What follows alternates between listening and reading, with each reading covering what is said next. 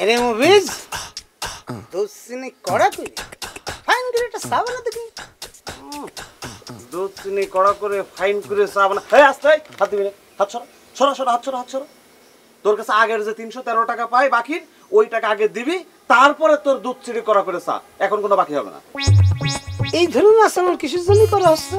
এই সামনে তোরা আমি কইছি না হাটের দিন সুপারি বিক্রি করে তোর সমস্ত টাকা পরিশোধ করে দেবো কইনি আমি? তাহলে ওই হাটের দিনই আইসে সুন্দর করে দুধ চিনি কড়া করে চারা লাভ করিস। এখন বাকিটা কি হবে?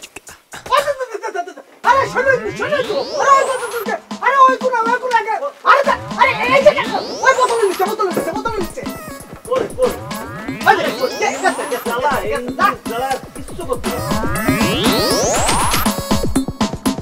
এত বেশ দিছি কিছু কালকেও দুটো প্যাকেট কেটে দিছি।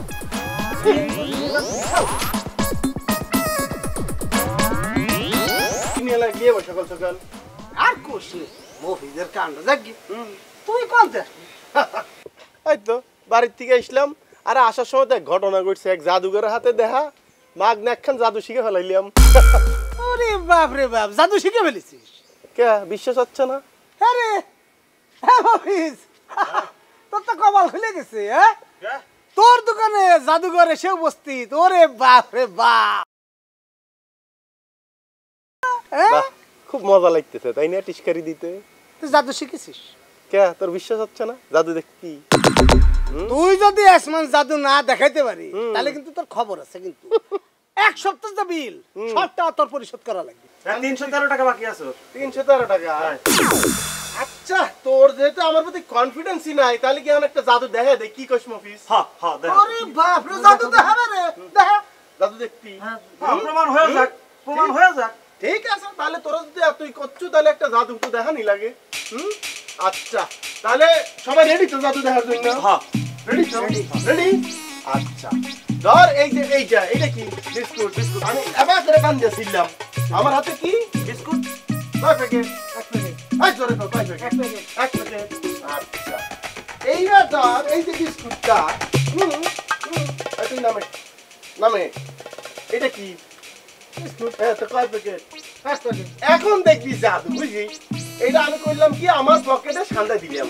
কি করলাম? পকেটে সান্দা দিলাম। হ্যাঁ সবাই দেখছে? এবার সবাই হাত এবার কইরা উপরে তুলো। উপরে তোল, তোল, উপরে তোল। সবাই তো তুলবি, জাদু দেখবি না? এই তুলছা? আমি এক প্যাকেট বিস্কিট আমার পকেটে ঢুকাইলাম।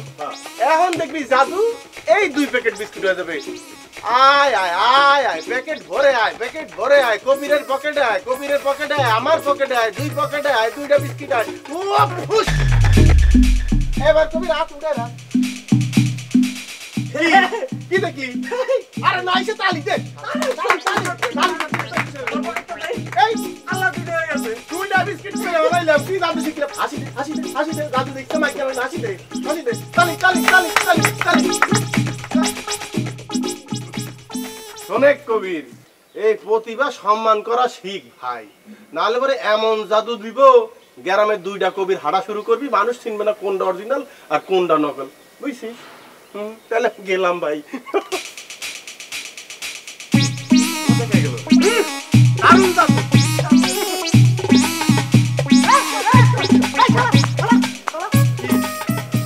কি ঘটনা?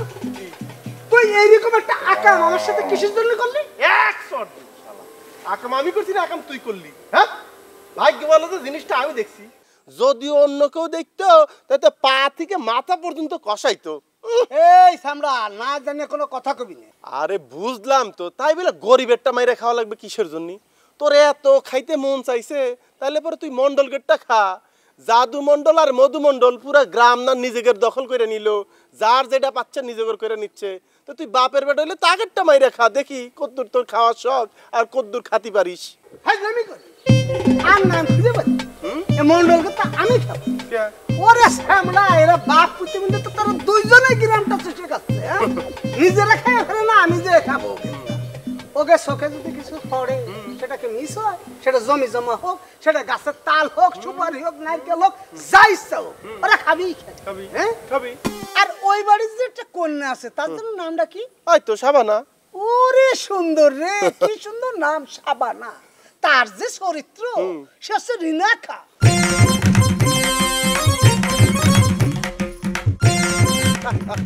কে তুই না মেলা বুদ্ধিমান, এবারে বুদ্ধি ঠিললিয়া তোর না বুদ্ধি মাথা থেকে কিলবিলে বাইরে পড়তেছে, সেখান থেকে কিছু বুদ্ধি কাজে লাগা। ওই জাদুমন্ডল আর মধুমন্ডলের একটা শিক্ষা দিয়ে দেখা যে তুই কত বড় বুদ্ধিমান, কত বড় তুই বাপের বেটা, সেটা আমাকে একটা প্রমাণ দে। তোর যদি এত ইচ্ছা থাকে তুই যা, ওকে পিছনে তুই লাগ, আমি তোর সাথে নেই। Tata, bye bye. ওই আমারই লাগা লাগবে, তুই তো খাবি মফিজের বিস্কুট মাইরিয়া।